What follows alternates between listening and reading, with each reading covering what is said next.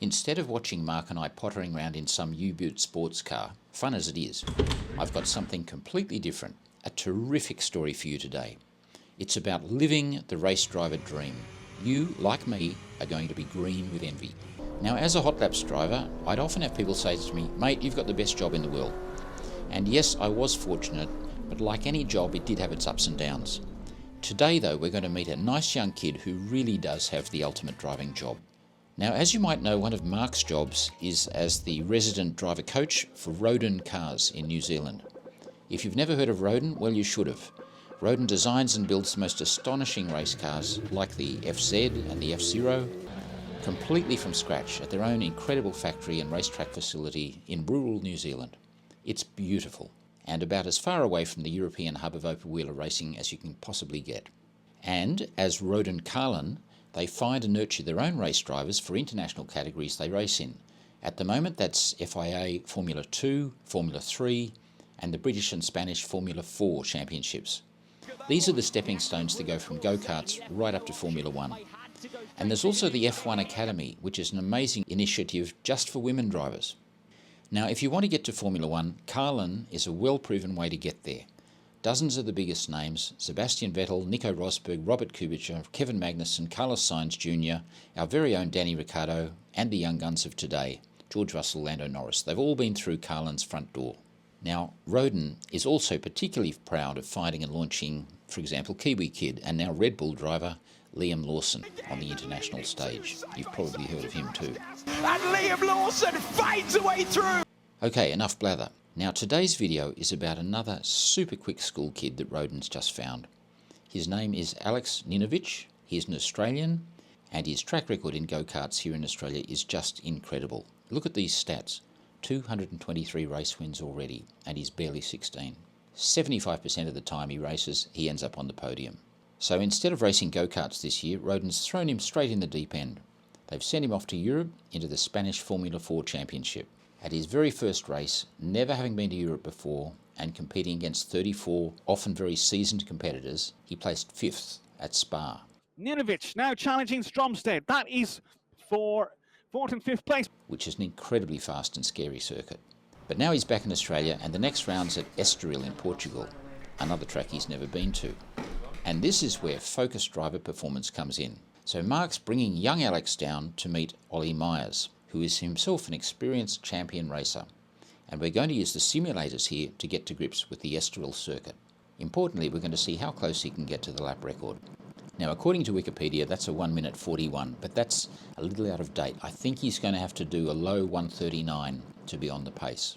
So let's see how he goes. But first, let's meet Ollie Myers, who runs Focus. What do you do? How do you do it? Why do you do it? Who for?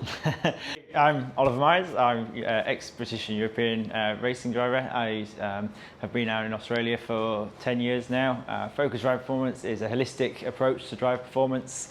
We provide every single off-track preparation, so driver coaching, fitness, sports psychology, media training, everything under that big umbrella of driver performance. That's what we do.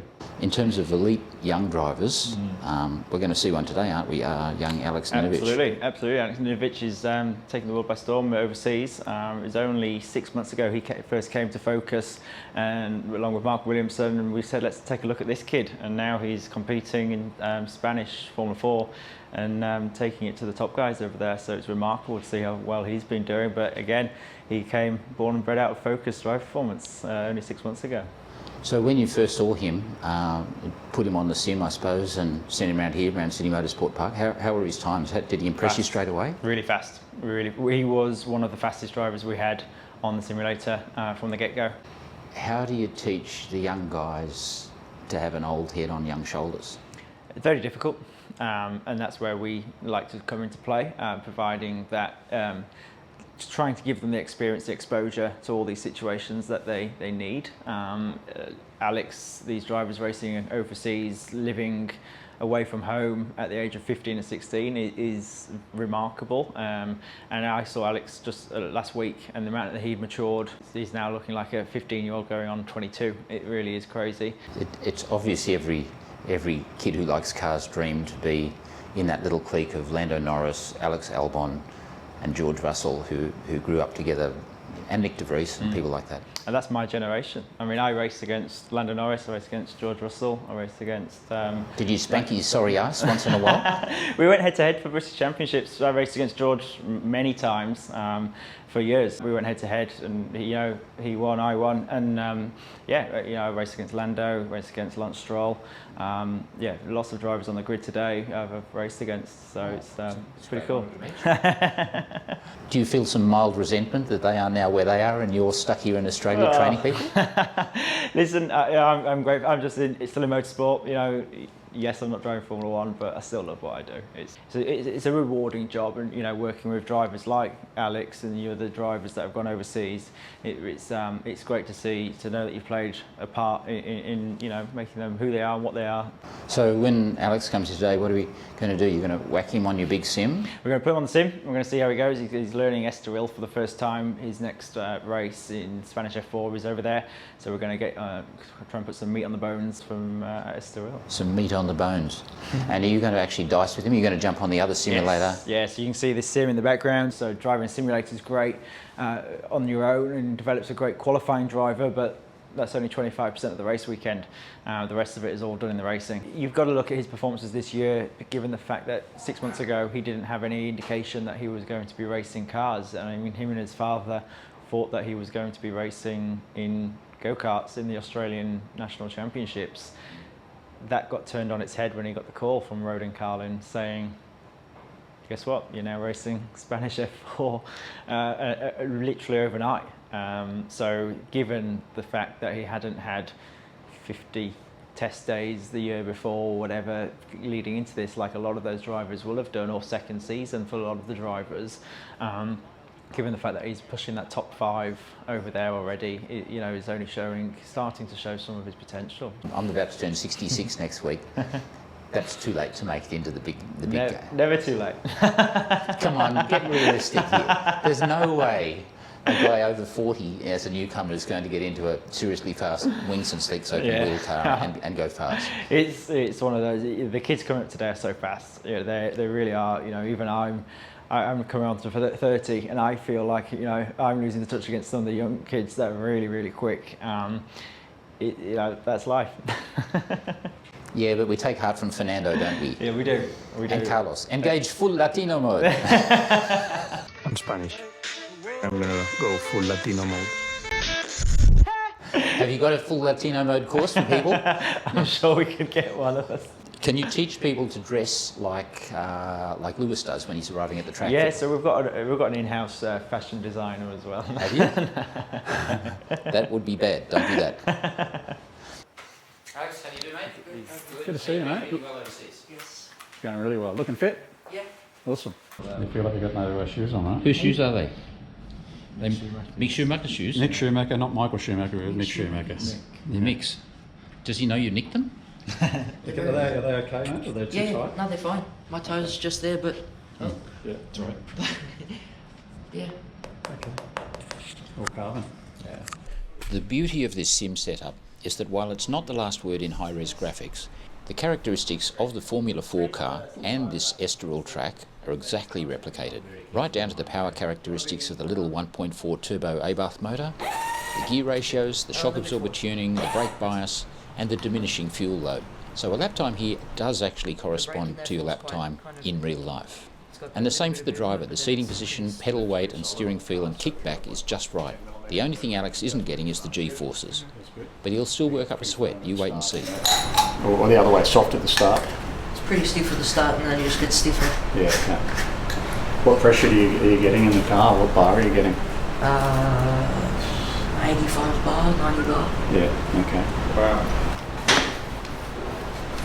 1, 2, 3, 4, Estoril. 6, That's the one.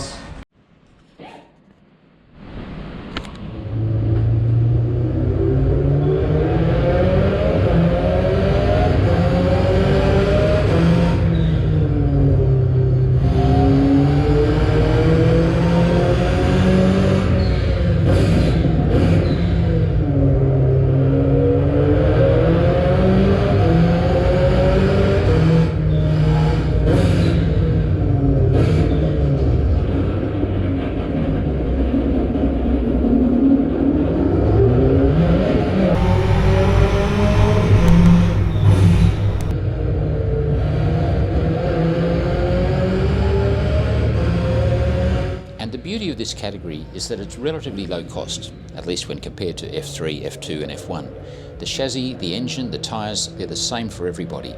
It's a proper ground effect car with wings and slicks, so the cornering and braking loads are huge, but there's not too much power, so top speed is still reasonably sensible. So really, this category is all about driver skill.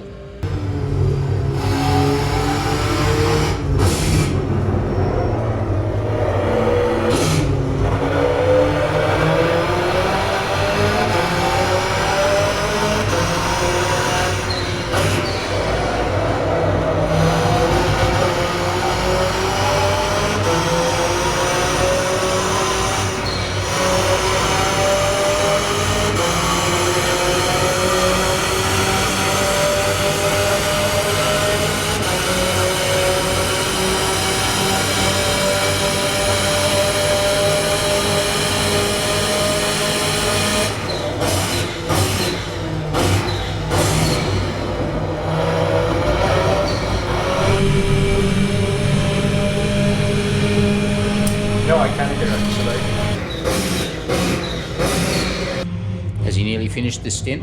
Yeah, he's just about to finish. This is the last lap.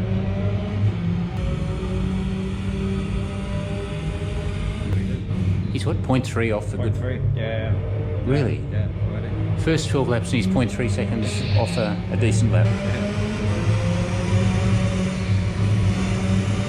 It's a real hallmark of the driver that they can learn a track quickly. Really quick, yeah.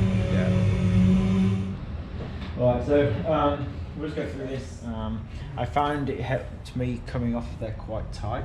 I found double apexing at the top of the hill. You go up to fourth, down to second. Go in early. Don't try and go in out wide and cut back because it's actually too long of a corner. Yeah. Go in early, out and come back, but only by about a car width or so, not like out and then come back. So you just not try and carry the corner speed and go out wide. It's understeers a little bit. Yeah, exactly right. You just come in, stop, and just drive out. Your mid corner speed will be lower, but you get the exit. No, that's good, mate. You look like you're dialed into the actual layout of the track pretty quick. Yeah.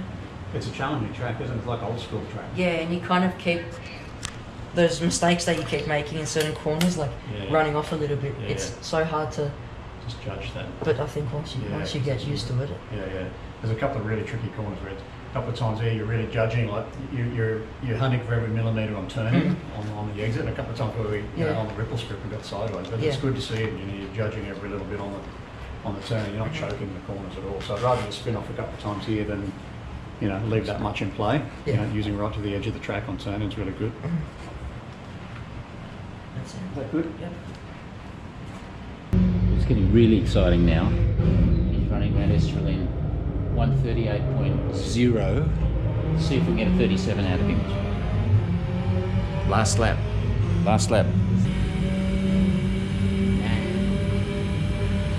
Oh! Equal.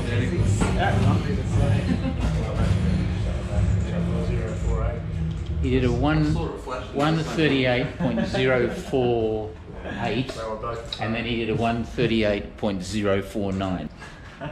That's pretty consistent. Hot doggy. How did you enjoy that last lap? What do you reckon? Yeah, it was good. I made a few mistakes, but still had my best lap time, so there's definitely a bit more time left in it. But yep. I saw that last lap was 1,000th of a second slower than your previous one. You seem to get to grips with these circuits really, really quickly. That chicane, it throws you really awkwardly off for the approach to the right-hander that follows, doesn't it? Yeah, the chicane's quite tricky. It if you make one little mistake, it just throws the whole next couple corners off. But yeah, I'm getting there. I keep trying different things, and yeah, I'm getting pretty good at it now. Oh, I think you are. Yeah. How old are you? 16. 16. So when you get your learner's permit? I can go get my license now, but because I've been overseas, I haven't been able to. So. Okay. You were just probably trying a little too hard, punching it through there a bit too much, and it was actually losing your time. But just backed it off a little bit. It was just spot on through there. Yeah. That's good. Yeah, I felt like I started to get a little bit. There was a little bit ragged. Yeah. Yeah, a little bit ragged. Maybe over trying just a little bit. How do I explain it? So, trailing the brake a little bit longer. Yeah.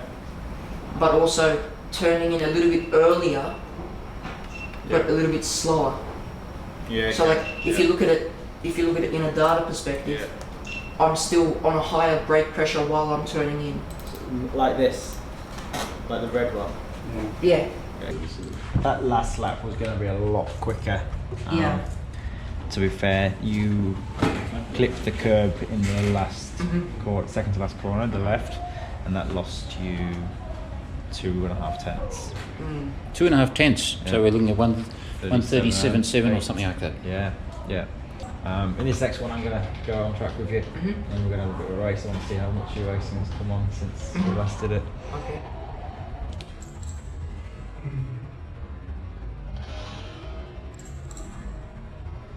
We'll just roll out the pits. We'll just start racing from the get-go. Okay. All right. Awesome. Oh dear. Have you got Alex? Have you got full Latino mode like Carlos says he's got? Yes, I'll be taking out full race pace on Ollie here. Really? I'll be trying my hardest. Yeah, but you're not going to touch his car, are you? You're not going to. No, I wouldn't go that far. No. Okay. I would. We'll see. What were you showing? I'm showing my sweat on my There you pants. go. It shows you. They do actually That work. shows you how physical. That's just driving the sim. That shows how much pressure he's putting through that brake pedal. But he's just sitting in a chair for 20 minutes. That's what people that don't know say. So it's proof. Yeah. That you're actually working. Yes.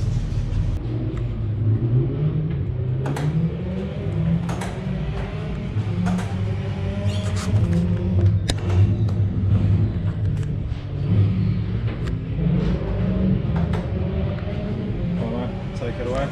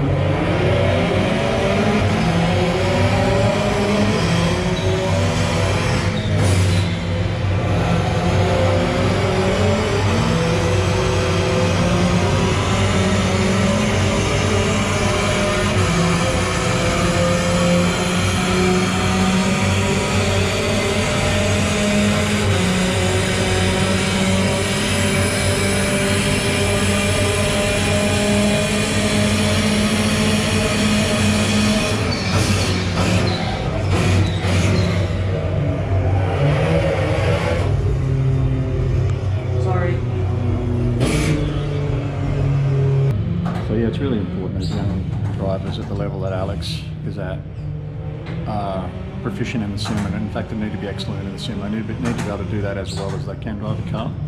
Not only is it relevant and transferable, because track time's limited, so they spend so much time, and it's transferable skills.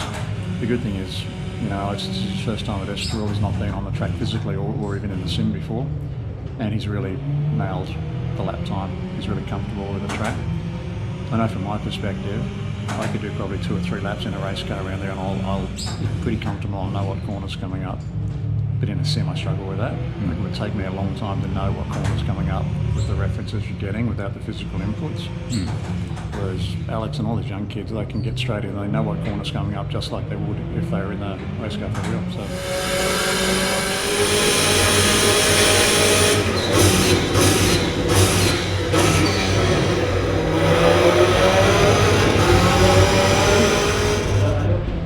Yeah, you're working on the straight there. Yeah. So I was the first one to 37s, huh?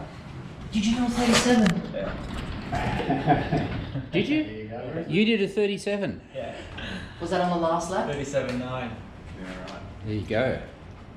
Are you pissed that Ollie was quicker than you?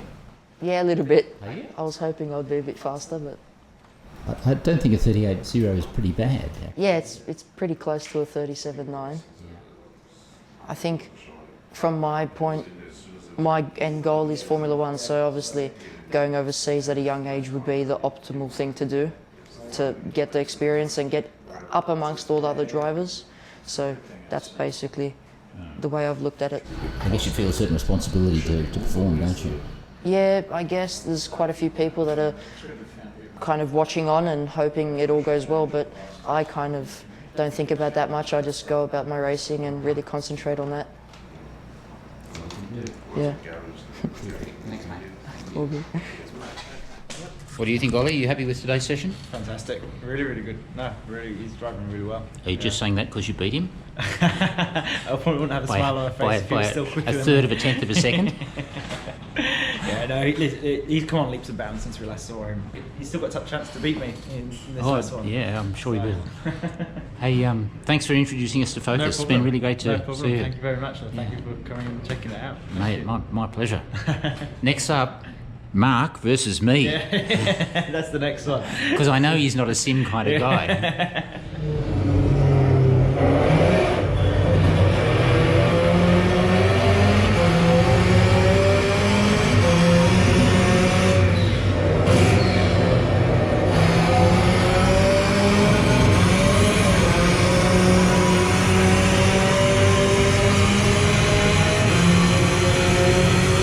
So where do we reckon at the time on that through the chicane last sector? Where else do you reckon? Turn one. I was in third. Yeah.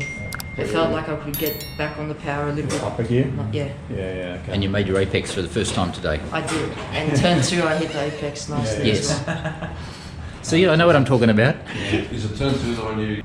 So the upshot, we got a 1:37.7. Woo! That's good. So you lost your pole position, mate. You get a video. That means I'm doing my job properly. Yeah, it does. Yeah, He's still smiling, but it's one of those different smiles.